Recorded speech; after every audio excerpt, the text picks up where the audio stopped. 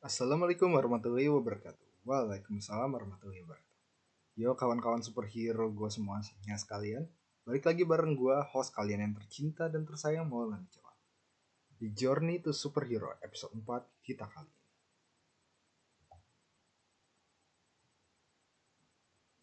Kita mulai presentasi vlog ini dengan mengucapkan Bismillahirrahmanirrahim. Auzubillahiminasyaitonirrajim. Bismillahirrahmanirrahim. Dan menyebut nama Allah yang Maha Pengasih lagi Maha Penyayang. Semoga Allah memberkahi keberadaan kita semua di vlog dan materi kita hari ini. Amin. Oke, jadi gue udah mutusin video kita kali ini bakal gue bagi jadi 4. Bakal dibagi jadi 4 bagian. Bagian pertama ngejelasin tentang event-event paling penting yang terjadi di kehidupan gue hari ini. Kedua, semua pelajaran yang gue dapet dari semua kejadian dan event itu. Ketiga, gue ngerenungin kembali tujuan kita ngelakuin perjalanan superhero ini dan tujuan dari semua kegiatan gue minggu ini. Lalu di bagian keempat, pada akhirnya laporan aktivitas gue hari ini dari jam ke jamnya secara detail dan komprehensif. Kita masuk ke bagian video yang pertama. Apa aja kegiatan penting yang gue lakuin hari ini dan event paling penting yang terjadi hari ini? Mereka ada 2. Pertama, hari ini adik gue akikahan karena mbak gue seminggu lalu baru aja ngelahirin. Yeay.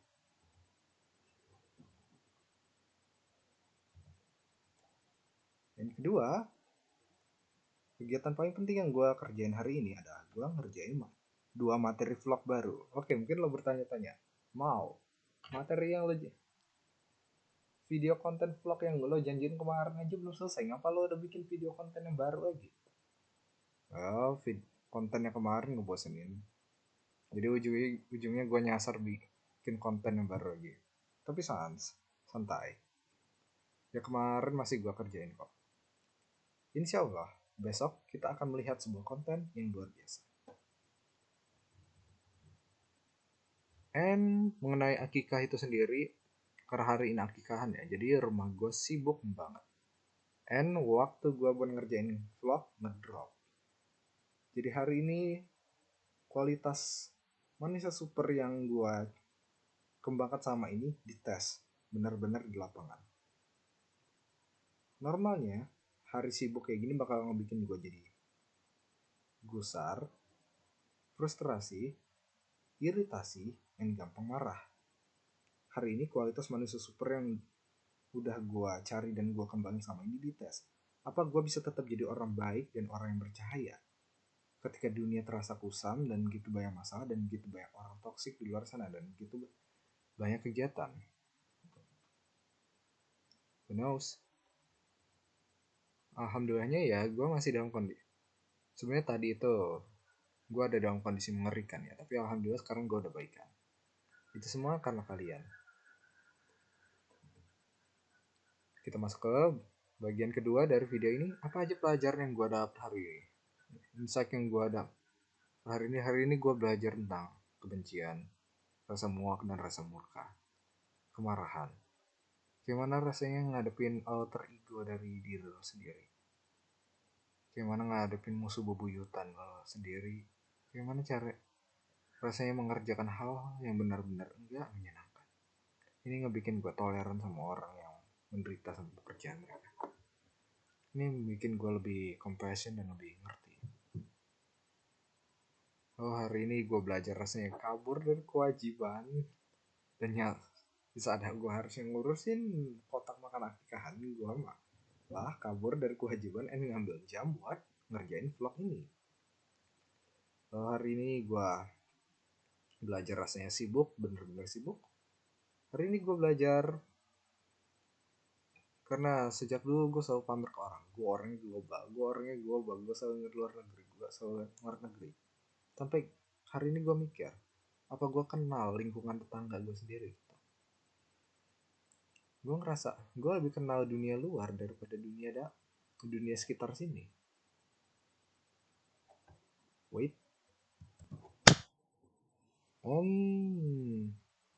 Hari ini ya Itu tadi malam yang luar biasa. Jadi tadi gue merasakan pengalaman pertama langsung menghadapi malam dunia cyberpunk. Jadi lo tahu game-game cyberpunk selalu menggambarin dunia malam itu tempatnya hujan, habis itu ada warna neon, lampu lampu warna-warni di sana sini. Well, itu yang barusan gue lihat tadi sepanjang jalan. Di dalam mobil first person dalam kondisi hujan dan embun yang parah. Itu wow, gue ngerasa kayak lagi main Cyberpunk 2077 versi live action and di Indonesia. And bukannya gue nembakin orang, gue nganterin sembako makanan. Dan itu wow. Dan siang ini gue menemukan betapa magicalnya printer yang bisa ngeprint berwarna itu. Selama ini gue selalu gambar grayscale and ngeprint grayscale. Hidup gue pun mulai kusam dan grayscale. Jadi ketika gue ngeliat printer yang bisa ngeprint warna biru cerah, surga baru saja terbuka di depan mata gue. Jadi ini yang namanya biru cerah. Gak ada lagi yang namanya kusam. Habis itu karena beberapa hari ini gue libur dari olahraga ya, gue memutuskan karena hari ini gue merasa kusam banget, gue memutuskan oke, ini hari dimana gue kembali berolahraga. Jadi di gue workout 7 menit, fitness 7 menit, habis itu gue ngelakuin beberapa pull up dan alhamdulillah kekusaman gue kembali mengalir lancar and gue kembali bahagia. Lalu hari ini gue juga belajar tentang berbagai macam jenis-jenis manusia. Manusia itu memang banyak banget bedanya. Habis itu gue belajar ngadepin anak-anak.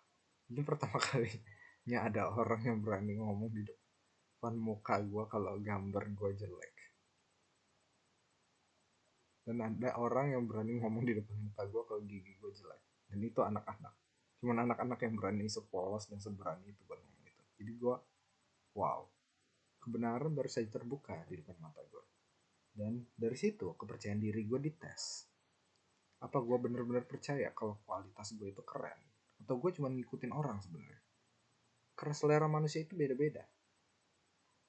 Lo bisa nampilin satu benda yang sama, lalu orang di sebelah kanan bisa suka banget, lalu orang di sebelah kiri bisa benci banget. Nah, lalu apa kualitas suatu benda ditentuin oleh kesukaan dan kebencian orang? Cuma dari situ? Enggak. Namanya kualitas. Duit 100.000 nggak bakal berubah. Duit 100.000 bakal tetap selalu jadi 100.000. Kualitas diri lo juga gitu. Biarpun orang suka sama lo ataupun orang benci sama lo tetap diri lo. Itu nggak mengubah kualitas lo sama sekali. Lo lah, oke, mungkin lo nggak selalu kenal diri lo ya, tapi lo tahu diri lo dan kualitas diri lo nggak bakal berubah.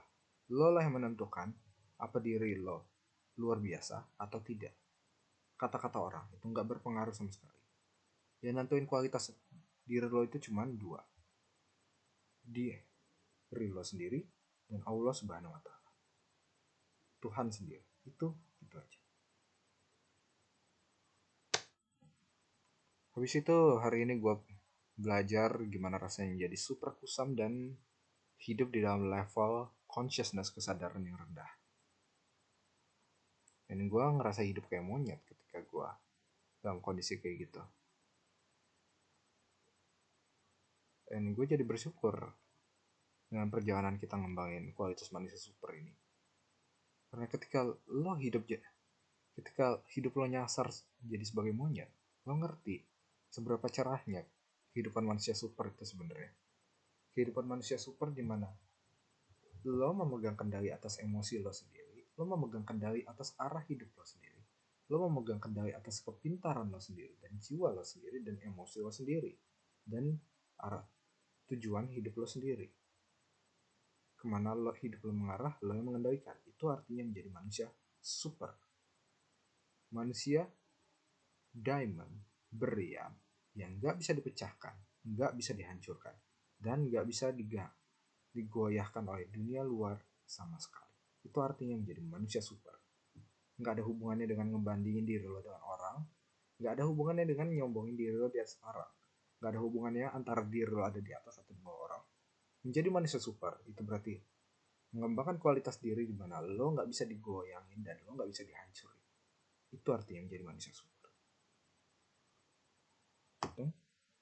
Oh, hari ini gue juga belajar gimana rasanya jadi orang yang hidup sebagai sampah.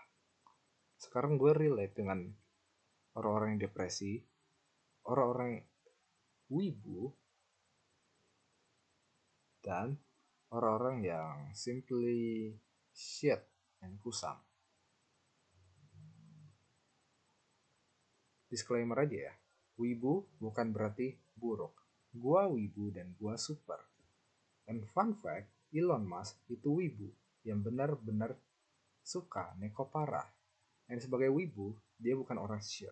Sebagai wibu, dia adalah manusia super yang ngembangin 2 perusahaan multinasional raksasa dan 4 proyek raksasa yang berjalan di dunia.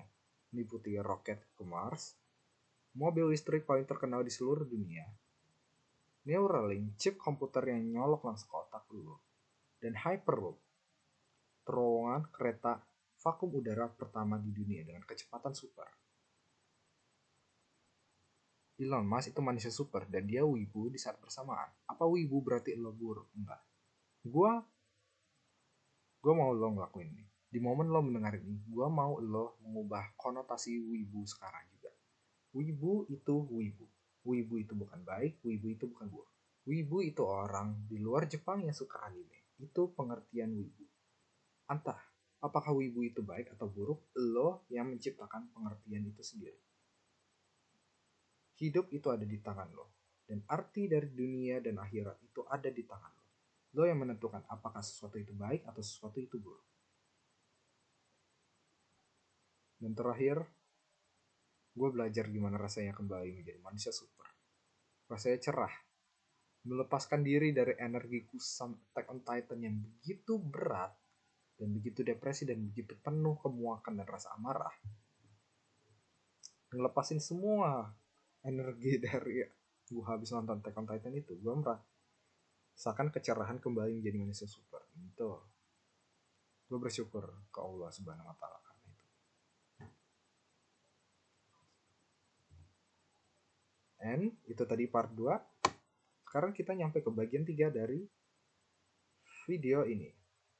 Apa tujuan gua dan tujuan kita ngelakuin perjalanan Journey to Superhero episode 4 ini? Tujuan kita ngelakuin perjalanan ini adalah buat jangka pendek. Sebenarnya ini bukan tujuannya. Ini lebih kayak apa kerjaan yang benar-benar kritikal, yang benar-benar harus gue selesain minggu ini. Kayak yang lo tahu, gue keluar dari TS dan mau pindah ke DKV ITB. Kalau gue mau masuk ke DKV ITB yang super elit dan super ekstrim, itu berarti gue perlu pengajar yang super ekstrim juga, belajar sendiri. Yang itu levelnya normal. Gue mau masuk ke level difficulty ekstrim kalau lo lagi main game. Gue mau masuk ke level difficulty ekstrim dan dari sini gue butuh trainer, gue butuh teacher, gue butuh guru. Maka rencana Evo Master Plan gue adalah nyari guru di luar sana yang bisa gue isep ilmunya dan gue peras ilmunya sekuras-kurasnya. Itulah kenapa gue nyari bimbel SBMPTN dan nyari bimbel buat ngajarin gue desain di kafe buat persiapan tes masuk ke ITB. Dan kalau gue udah nemu, gue bisa ngures ilmu dari teacher gue sekuras-kurasnya dan itu satisfying.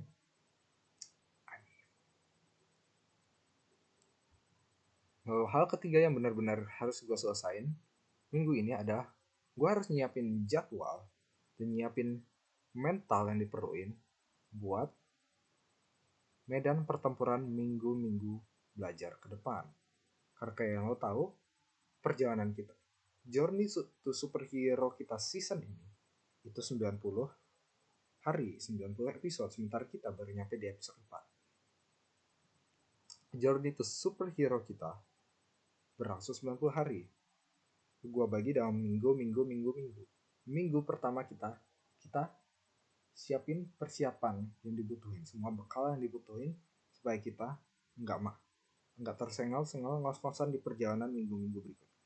Minggu-minggu berikutnya gue bakal benar-benar belajar UTBK SBMPTN secara intensif banget. Lalu gue bakal belajar insya Allah gue bakal belajar desain portofolio di kafe secara intensif banget. Lalu gue juga bakal belajar ilmu mengembangkan diri menjadi manusia super secara intensif banget buat kita semua. Bukan cuma buat gue, tapi buat kita semua. Di akhir perjalanan ini, harapan gue, lo, gue, dan kita semua bisa menjadi manusia super yang super benar-benar super. Manusia cerah tanpa batas. Itu tujuan akhir target kita. Ketika gue belajar intensif, apa yang gue maksud? Jadi pekerjaan kita ada di sini. Pekerjaan kita ada 3 di sini. Belajar akademik, belajar kreatif, dan belajar jiwa super. Belajar akademik itu berarti gue belajar semua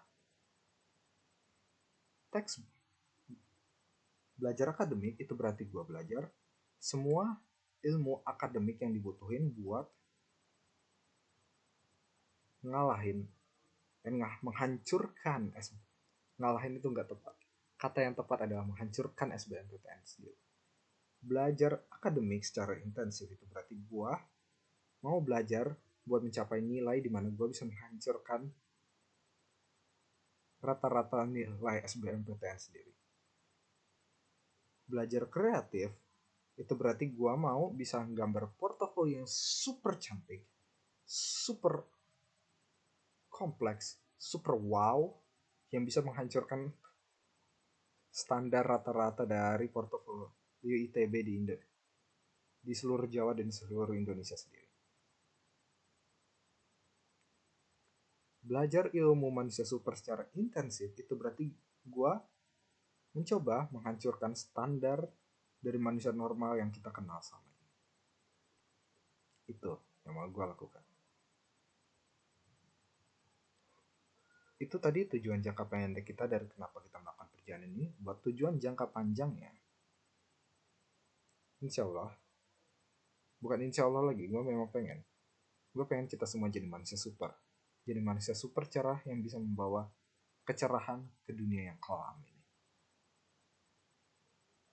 Itu tujuan jangka panjang gue. Dan kita sampai di bagian terakhir dari video ini. Laporan aktivitas kegiatan gue hari ini dari jam per jamnya secara detail dan komprehensif. And we have come to the best part. Ini sekian dari part 1 dari video ini. Feel free to lanjut ke part 2 atau feel free to lanjut bobo. I do not think much about it, so see ya.